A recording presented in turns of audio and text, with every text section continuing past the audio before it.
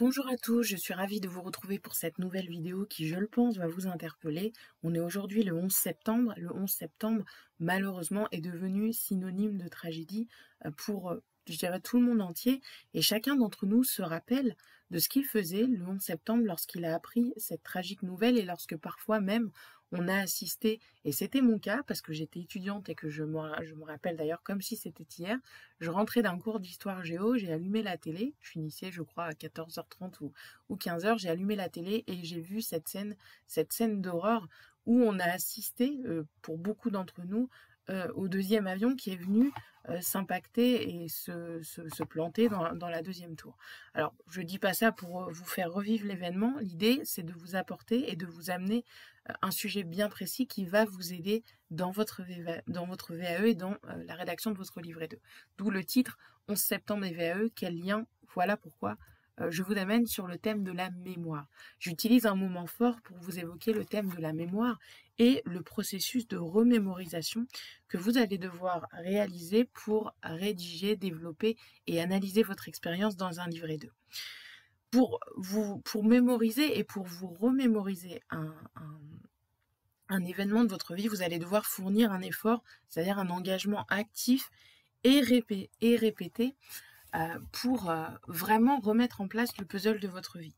Pour mémoriser d'ailleurs une chose, une information, une connaissance, il faut fournir également un effort, ce qu'on appelle un engagement actif, et répéter en espaçant ces révisions de temps en temps. C'est le cas notamment quand vous passez un diplôme ou même quand vous allez rencontrer votre jury lors de l'oral, vous allez répéter de manière espacée les éléments clés de votre présentation personnelle, vous allez relire votre livret 2 et vous allez mener un travail comme ça de répétition, de remémorisation pour arriver le jour J préparé. Pour votre livret 2, il y a 5 types de mémoire que vous allez pouvoir activer et qui vont vous aider à faire remonter ces souvenirs, à conscientiser votre expérience, votre mode de faire, votre processus pour ensuite être en capacité de le rédiger. La première mémoire, donc je vais évidemment utiliser celle qu'on a vue dès le titre, c'est la mémoire épisodique. C'est la mémoire où vous avez une émotion forte, une émotion marquante et ancrée à jamais, qui est liée à un événement intense vécu. Donc là, j'ai pris ici l'image du 11 septembre. Ça peut être pour vous quelque chose d'autre. Ça peut être ça peut être aussi le décès d'un proche. Ça peut être aussi quelque chose de positif. Votre mariage, la naissance de votre enfant. Quelque chose qui vous a fait ressentir une émotion forte, qui est à tout jamais ancrée en vous et que vous saurez décrire, que ce soit dans 5, 10, 20 ans, de manière très précise, ce que vous avez ressenti, ce que ça vous a apporté, le jour, ce que vous faisiez ce jour-là. Bref, c'est vraiment une mémoire qui est ancrée en vous et qui fera que vous n'aurez aucun mal à expliquer ce que vous faisiez le jour J. Donc la mémoire épisodique. On a ce qui va également vous aider, ce qu'on appelle la mémoire procédurale. Alors qu'est-ce que c'est que ça? Ce sont tous ces gestes que vous avez appris et acquis après de multitudes répétitions et que vous reproduisez, je dirais, sans réfléchir et par réflexe. C'est ce qui va être le plus dur pour votre VAE à conscientiser parce que vous n'avez même plus conscience de le faire, tellement cet acte, ce réflexe est passé au stade de l'inconscient. Et donc, pour aller chercher ça, vous allez devoir vous questionner, analyser votre journée, analyser vos journées passées si vous n'êtes plus en poste actuellement sur le diplôme que vous visez. Vous allez devoir vraiment effectuer, vous questionner en faisant un processus et en appelant un processus de remémorisation pour vous dire qu'est-ce que je faisais, comment je le faisais, avec quels moyens, quel process je suivais, qu'est-ce que je respectais. Vous allez vraiment devoir creuser cette mémoire procédurale pour être en mesure demain de la disséquer et de la développer de manière thématique pour en proposer une restitution à votre jury et évidemment faire le lien avec les compétences attendues et faire le lien avec le savoir, le savoir-être, le savoir-faire, tout ce qui est attendu en règle générale dans votre référentiel et ce que le jury attend de vous en termes de connaissances, tout simplement. On a ensuite la mémoire sémantique. Alors la mémoire sémantique, vous pouvez la comparer avec votre grande bibliothèque de savoir, tout ce que vous avez emmagasiné, les éléments de savoir que vous êtes en mesure aujourd'hui d'expliciter, de mettre en mots, vos connaissances en réalité.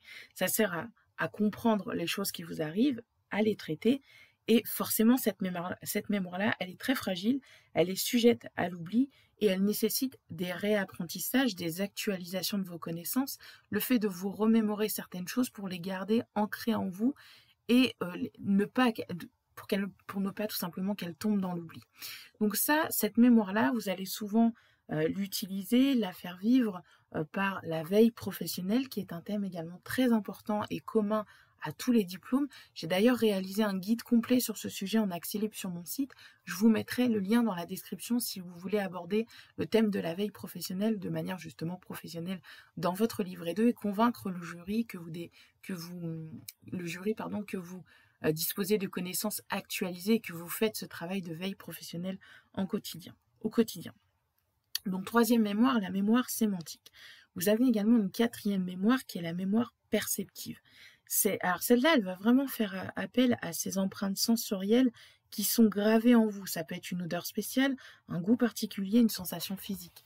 On va utiliser souvent la phrase la Madeleine de Proust, enfin l'image de la Madeleine de Proust qui va vous ramener à votre enfance. Ça peut être une odeur, là en l'occurrence la Madeleine, cette odeur qui va vous ramener en enfance, mais ce processus-là et cette mémoire-là, elle peut vous aider à vous rappeler certaines choses, à analyser certaines parties de votre expérience, qui peuvent vous ramener et vous rappeler à d'autres souvenirs qui vont vous aider eux-mêmes à vraiment verbaliser, conscientiser et décrypter tout ce qui s'est passé dans votre expérience. Donc ça, ce sont les 4 types de mémoire qui, je dirais, vont le plus vous aider. Et en complément de ça, on a une mémoire, ce qu'on appelle la mémoire de travail, qui, elle, coordonne les autres mémoires. Elle est chargée du traitement des informations et très sollicitée dans les activités pédagogiques. Donc c'est une mémoire qui est vraiment à court terme, mais qui va faire en sorte de coordonner toutes ces mémoires pour comprendre, pour raisonner, pour produire, pour créer ou pour décider.